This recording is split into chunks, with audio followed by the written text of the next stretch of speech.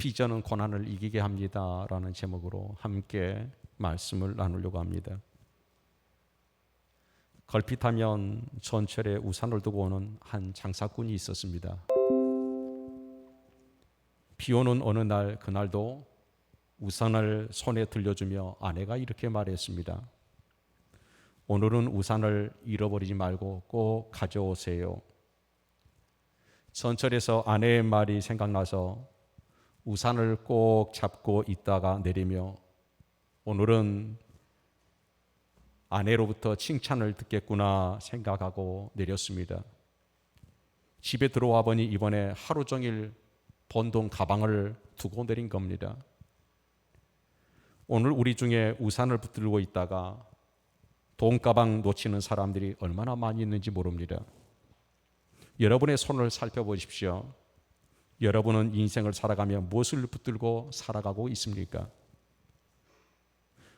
우산 잃어버려도 돈가방 잃어버려도 꼭 붙들고 사는 비전, 삶의 목적이 있느냐 하는 것입니다. 이 세상에 하잘것없는 것들 붙들고 살다가 가장 중요한 것을 놓치고 살지는 않는지 우리 한번 생각해 보는 시간이 되기를 바랍니다. 모세 출애굽 여정을 살펴보면 모세가 메고 다니는 이상한 관을 하나 보게 됩니다. 일명 유골함입니다. 300년 전에 죽은 유골을 광야의 길을 여행하며 홍해를 건너며 왜 유골을 메고 다니는지 궁금하지 않을 수가 없습니다. 물론 그 유골의 주인공은 요셉입니다. 창세기에는 다른 믿음의 족장들 아브람, 이삭, 야곱보다 요셉의 이야기를 기록하는데 훨씬 긴 분량을 할애했습니다. 창세기 저자는 요셉을 통하여 우리에게 하고 싶은 얘기가 그만큼 많다는 겁니다. 창세기 저자가 하고 싶은 많은 얘기 가운데 가장 중요한 얘기가 오늘 본문 요셉의 죽음의 이야기입니다. 바로 그 유골함 관의 얘기인 것입니다. 파란만장했던 요셉의 이야기 가운데 대표적인 사건 한 토막을 꺼내면 여러분은 어떤 얘기를 꺼내고 싶습니까? 17세에 꿈을 꾸었던 순순한 소년의 장면을 떠올릴 겁니다. 노예로 팔려간 낮은 자리에서 섬기는 아름다운 얘기를 꺼내시겠습니까? 바로 왕의 꿈을 해석하고 국무총리가 된 요셉의 여러분 이야기를 꺼내시겠습니까? 아니면 총리가 되어서 경제 대공황을 극복해 나가는 그 인상적인 모습을 꺼내시겠습니까? 그것도 아니면 형님들을 만나 형님들을 용서하는 요셉의 품성을 떠올리시겠습니까? 그 어느 장면 핀센스로 찍어서 이것이 요셉이다라고 얘기를 해도 모자람이 없는 사건들입니다. 그러나 역사가 흐른 다음에 후세 사가들의 평가를 모아놓은 믿음의 영웅의 책이 있습니다. 그 믿음의 영웅의 책 한 권이 있는데 히브리서 11장 믿음의 장 얘기입니다. 믿음의 전당에 올리는 인물들의 얘기를 기록하면서 히브리서 11장 22절에 보면 요셉을 단 한마디로 이처럼 기록해 놓고 있습니다. 믿음으로 요셉은 임종시에 이스라엘 자손들이 떠날 것을 말하고 또 자기 뼈를 위하여 명하였으며 무엇입니까? 바로 유골 얘기입니다. 자신의 그 관 얘기를 하고 있습니다. 이것이 요셉의 비전이었습니다. 요셉의 꿈은 총리가 되는 것이 다가 아니었습니다. 애굽에서 출세하고 잘 먹고 사는 것이 비전의 전부가 아니었습니다. 하나님의 자녀들은 세상에서 출세하고 성공하는 것은 정말 귀한 일입니다. 그러나 그것이 비전의 전부가 아닙니다. 그것은 수단이고 삶의 목적은 되지 못합니다. 그것을 통하여 어떤 목적을 이룰까 하는 것이 중요한 것입니다. 나는 죽어도 내 꿈은 죽을 수가 없다. 내 꿈은 땅이 묻을 수는 없다. 내 꿈은 하나님께서 말씀하신 아브라함에게 약속하신 그곳이 바로 내 비전이다. 하나님의 거룩한 뜻을 이루는 것이 내 비전이다. 요셉의 얘기입니다. 여러분, 우산을 잃어버려도 돈 주머니를 얻어도 이것만은 붙들고 살아야 하는 것이 바로 우리 그리스도인들의 비전이 아니겠습니까? 인류 역사에 수많은 책과 여러분 경전이 있지만 창세기처럼 그 시작이 장엄한 책은 없습니다. 창세기 1장 1절에 태초에 하나님이 천지를 창조하시니라, 이렇게 장엄하게 창세기가 시작이 되죠. 이토록 장엄했던 창세기의 마지막 절이 어떻게 여러분 끝나는지 보십시오. 50장에 보면 두 장례식의 여러분 이야기로 막을 내립니다. 야곱의 장례식과 그 아들 요셉의 장례식입니다. 특별히 창세기 마지막 절은 뭐라고 끝을 내립니까? 입간하였더라 라는 말로 끝을 맺습니다. 장엄하게 하나님이 이 세상을 창조하셨다, 이렇게 시작한 창세기의 마지막이 입간하였더라 라고 이렇게 끝을 맺고 있습니다. 여러분, 창세기 50장 전반부에 아버지 야곱의 장례식을 성대하게 치르는 요셉의 얘기가 그려져 있습니다. 요셉의 아버지가 죽었습니다. 요셉이 죽은 아버지의 얼굴에 입을 맞추며 통곡합니다. 채색 옷을 지어 입히며 자식을 유발나게 사랑했던 아버지가 떠났습니다. 아무도 자신의 꿈을 믿어주지 않을 때 오직 한 사람, 자신의 꿈을 믿어주고 응원해줬던 그 아버지가 세상을 떠났습니다. 아들 요셉이 죽은 줄 알고 평생을 가슴앓이로 죄책감에 지냈던 그 아버지가 죽었습니다. 사랑하는 아들 요셉이 살아있다는 소식에 먼 길 한 걸음 달려와 통곡하며 그 여러분 요셉을 끌어안던 그 아비, 눈물이 채 가시기 전에 아비가 세상을 떠난 것입니다. 요셉은 아버지의 유언대로 아버지의 시신을 가나안 땅으로 모시고 갑니다. 아비의 시신을 향처리하는데 40일 걸렸습니다. 70일 동안 문상을 받습니다. 이스라엘 모든 장소들이 장례 행렬을 이룹니다. 예굽의 고관 대작들이 그 뒤를 따릅니다. 요란한 병기와 기병들이 이 장례 행렬을 호위합니다. 가나안 땅에 도착하자마자 7일 동안 문상을 받습니다. 아주 거창한 장례식이었습니다. 그런데 우리가 기억해야 될 것이 있습니다. 여러분, 야곱도 결국은 그 가나안 땅에 묻히기를 소원했다는 것입니다. 그 아들 요셉의 이야기입니다. 장례식을 마치고 돌아왔는데 요셉의 10명의 형들이 걱정이 많았습니다. 아버지가 살아계실 때 아버지 체면을 봐서 우리를 용서하고 살았지만 요셉을 노예로 팔아치운 자신들의 안갚음을 할지 두려움과 걱정이 많았습니다. 그래서 이번에도 거짓말을 합니다. 아버지가 살아계실 때 어떤 일이 있어도 형들의 죄를 묻지 말라고 하셨다는 겁니다. 아버지가 그 말씀을 하셨다면 여러분 10명의 형제들에게 얘기했겠습니까? 요셉에게 얘기했겠습니까? 요셉에게 얘기했겠죠. 그 얘기를 전해들은 요셉이 통곡합니다. 웁니다. 변하지 않는 형들의 품성과 그들의 성품에 대한 안쓰러움이 여러분 눈물을 하염없이 흘리게 했을 것입니다. 물론 요셉이 어린 시절 그토록 고생한 것은 형들의 잘못 때문입니다. 형들은 벌받아 마땅하지요. 매맞아 마땅합니다. 그러나 요셉은 모든 것을 용서하고 여러분 잊어버렸고 품고 돕고 살고 있습니다. 요셉이 그 소식을 듣고 운다는 얘기를 듣고 형들이 놀랐습니다. 괜히 긁어 부스럼 맞는 것 아니냐 찾아왔습니다. 그리고 넙죽절을 하죠. 그리고 뭐라고 얘기합니까? 50장 18절에 이렇게 얘기합니다. 우리는 당신의 종들입니다. 쉽게 얘기하면 죽여달라는 겁니다. 마음대로 하라는 얘기입니다. 이때 요셉이 형들에게 이런 말을 했습니다. 형님들 두려워하지 마십시오. 내가 하나님을 대신하겠습니까? 형님들이 나를 판 건 사실이지만 그 잘못된 계획조차도 그 악한 행동조차도 하나님이 선으로 바꿔 주셨습니다.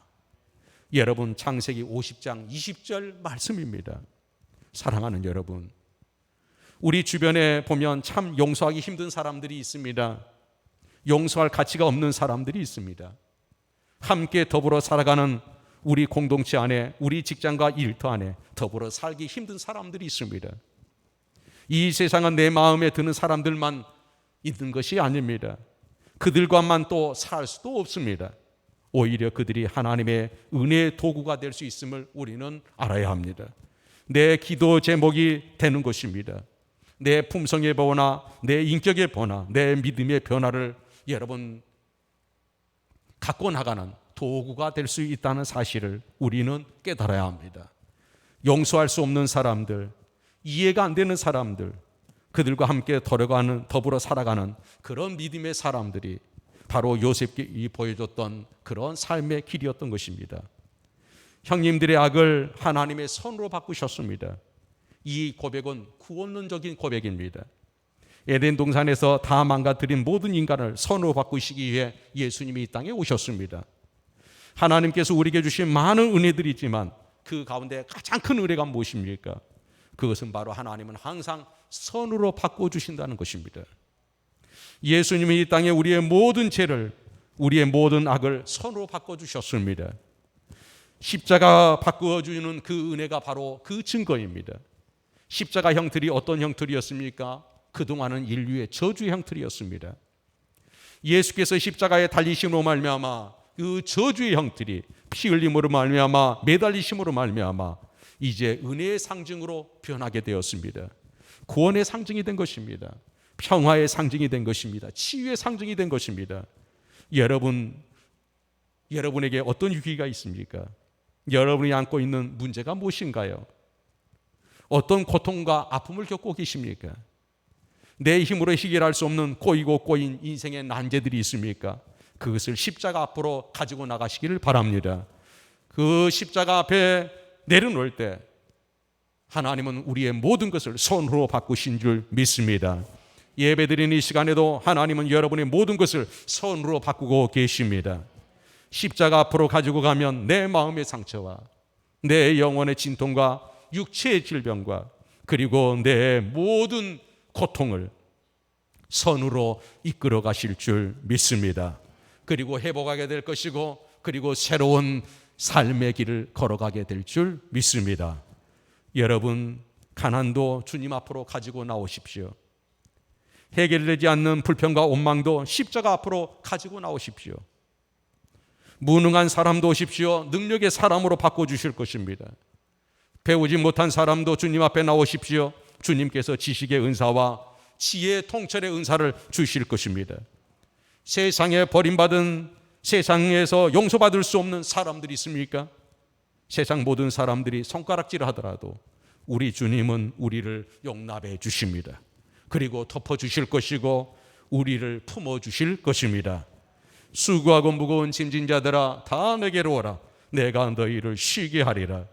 하나님은 모든 실패와 모든 실수와 모든 좌절을 선으로 바꾸시고 회복해 주실 줄 믿습니다. 우리의 가정에 문제가 있습니까?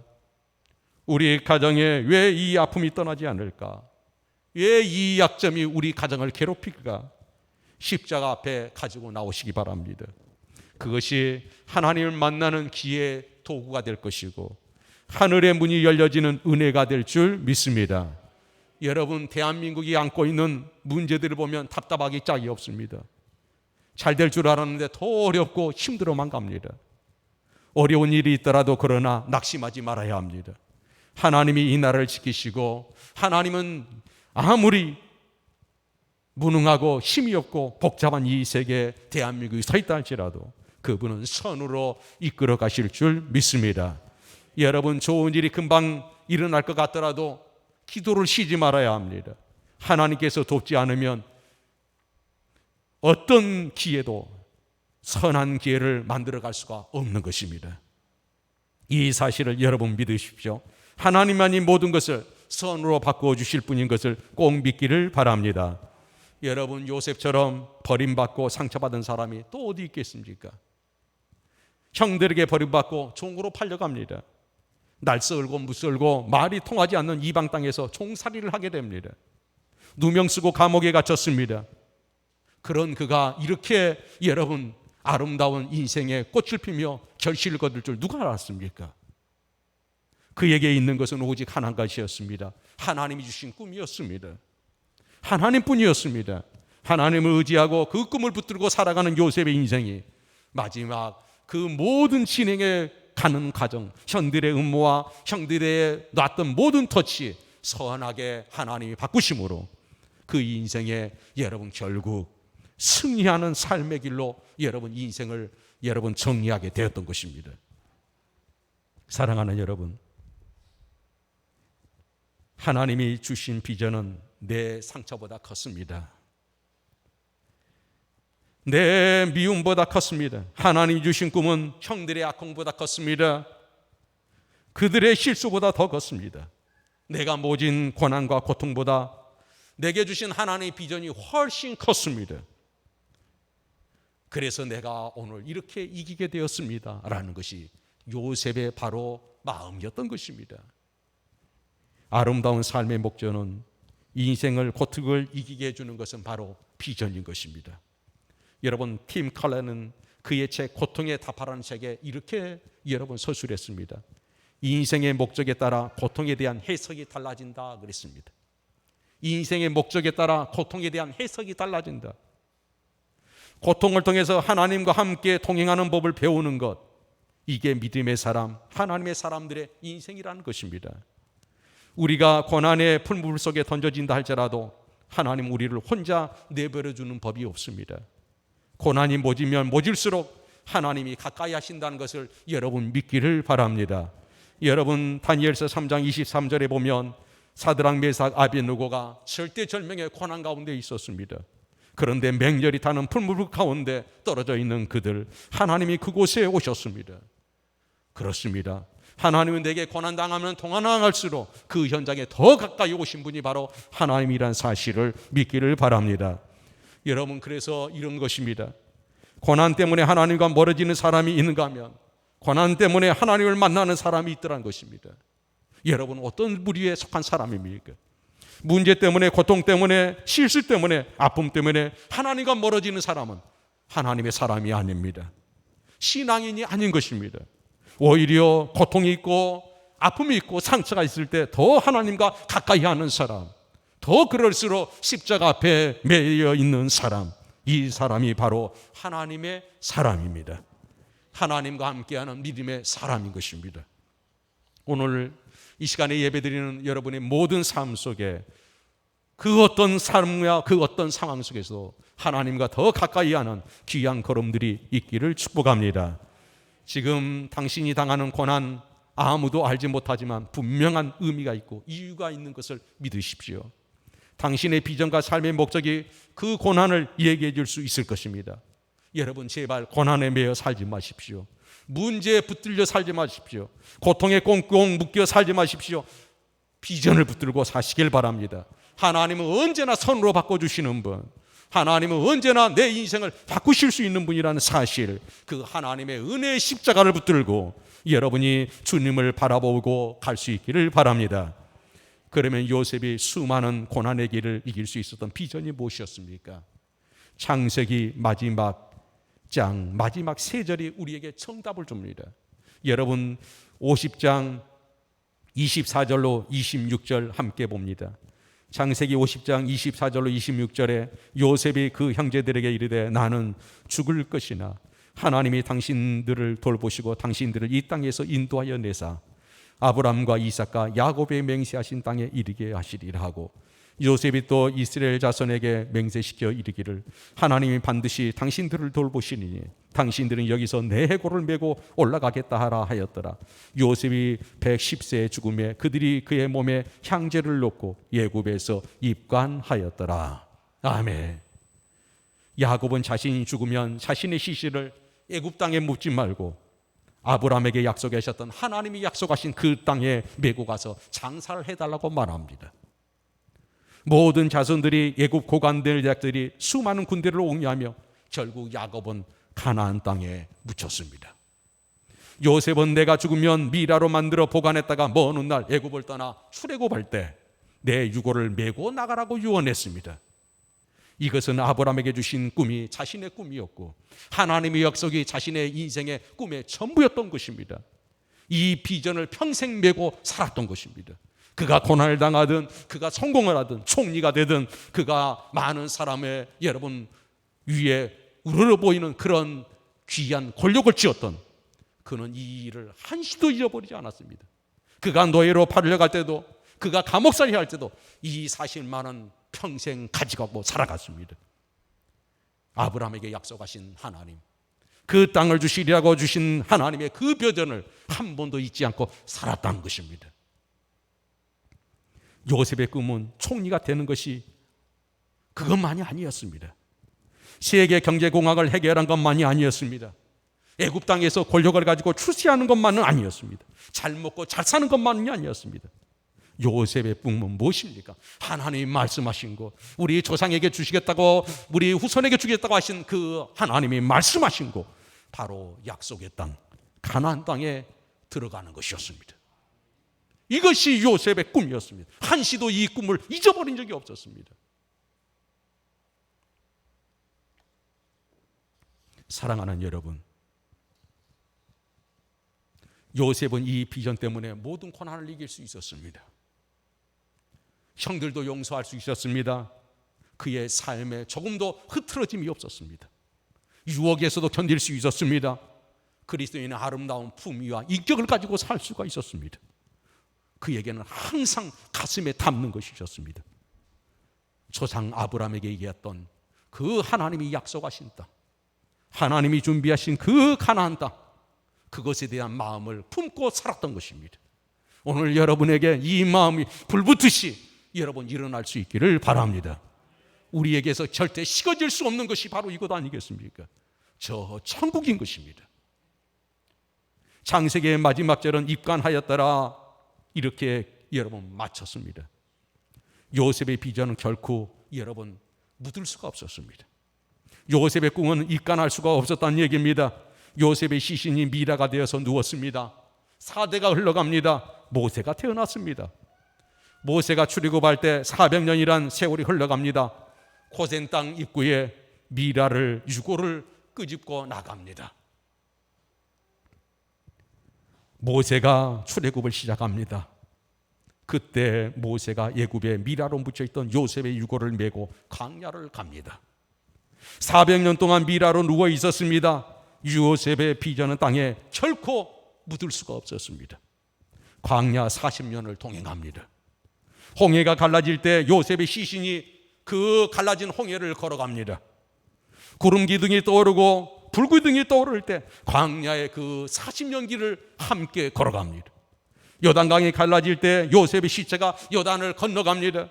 가나안 땅을 정복할 때 그 전쟁터에 요셉의 유골은 함께 했습니다. 우리의 꿈은 하나님이 주신 꿈이다. 가나안의 입성이다. 요셉의 시신을 미고 이렇게 다녔던 것입니다. 400년 동안 미라로 누워 있었습니다. 40년 광야 유골이대에 여행을 합니다. 가나안 땅에 도착합니다. 여러분, 여호수아 24장 32절에 보면 또 이스라엘 자손 애굽에서 가져온 요셉의 뼈를 가나안 세겜에 장사하였으니 이곳은 야곱이 베크시타를 주고 세겜의 아버지 하몰의 자손에게 삼바치라. 그것이 요셉 자손의 기업이 되었더라. 가나안 땅을 정복한 다음에 세겜 땅에 당신이 17세에 꿈을 꾸었던 그 꿈이 이루어졌습니다. 하나님은 분명히 말씀에 약속하신 것처럼 우리에게, 우리 후손에게 가나안 땅을 줄 것이다. 나는 그 땅을 믿고, 나는 그 약속을 믿고 너희에게 얘기하니 너희가 출애굽을 할 때, 이 애굽에서 나갈 때 내 유고를 가지고 가서 그 가나안 땅에, 약속의 땅에 묻어달라. 이게 요셉의 비전이었습니다. 하나님이 이 땅에 보낸 목적, 여러분의 비전이 반드시 이루어지게 될 줄을 믿습니다. 여러분, 이 세상이 행복하고 이 세상이 우리에게 수많은 행복과 즐거움을 준다 할지라도 내 마음속에서, 내 심령 속에서 지워지지 않는 한 곳이 있어야 합니다. 그것이 바로 천국이라는 것입니다. 이 천국을 가슴에 품고 이 천국을 안고 살아가는 사람은 이 세상의 그 어떤 시련에도 흔들림이 없습니다. 조금도 여러분 망설임이 없이 계속 믿음의 행진을 하게 될 줄 믿습니다. 요셉을 보십시오. 17세에 꿈을 꾸었습니다. 온갖 모진 고난의 세월이 지난 30세 총리 때가 됩니다. 총리로서 풍년 7년을 관리합니다. 흉년 2년이 지나갔습니다. 39세가 되었습니다. 온 중동의 양식이 떨어졌습니다. 형님들을 만나게 됩니다. 17세에 꿈을 꾸고 110세 세상을 떠납니다. 꿈을 꾸고 93년 동안 그 꿈을 잃어버리지 않았습니다.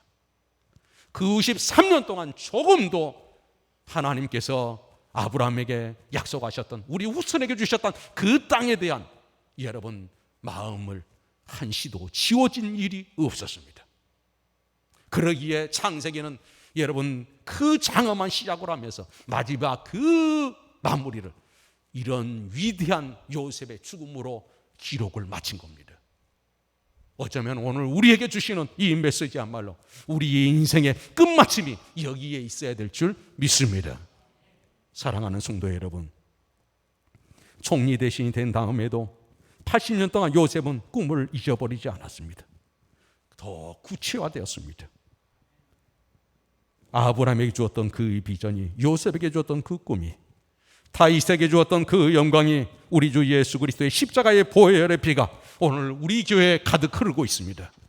이 시간 여러분의 가운데 흐르고 있습니다. 내 심장 속에 흐르고 있습니다. 우리 교회를 통하여 이 꿈이 주님 오시는 그날까지 이 땅에 펼쳐지게 될 줄 믿습니다. 사랑하는 여러분, 우리에게는 지금도 그 어떠한 경우에도 선으로 바꾸시는 하나님의 은혜가 흐르고 있습니다.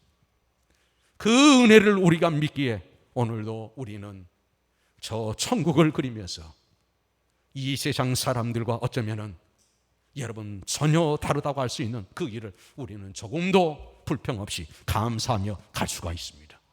오늘도 하나님 앞에 감사하며, 오늘 주님 내가 당신을 사랑합니다, 나에게 이 꿈을 주셨습니다, 감사합니다라고 계속 이 꿈은 내 후손들과 내 아이들에게 흘러갈 수 있는 하나님의 선하신 일이라는 사실을 믿고 가는 하나님의 자녀들이 되기를 바랍니다. 여러분 기억하십시오. 비전은 고난을 이기게 합니다.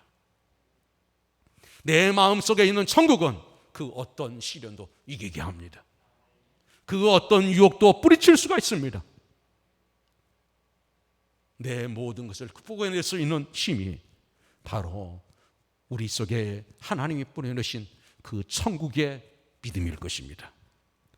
이제 우리의 인생의 걸음을 바른 길로 인도해 주실 그 하나님을 믿고 한 주 동안도 여러분이 더 가슴속에 새겨야 될 장소가 있다면 우리 속에 계시는 하나님이 주신 뿌린 씨앗 천국이라는 사실을 믿고 다시 한번 깊이 생각해 볼 수 있는 그런 한 주가 되기를 축복합니다. 기도하겠습니다. 하나님 아버지 감사합니다. 오늘도 우리를 사랑하여 주시고 인도해 주신 것 감사합니다. 주님 영광을 받으시고 주의 은혜와 자비를 베푸시기를 원합니다. 주여 선하신 하나님을 믿습니다. 항상 내게 선한 것으로 바꾸시는 하나님의 능력을 믿습니다.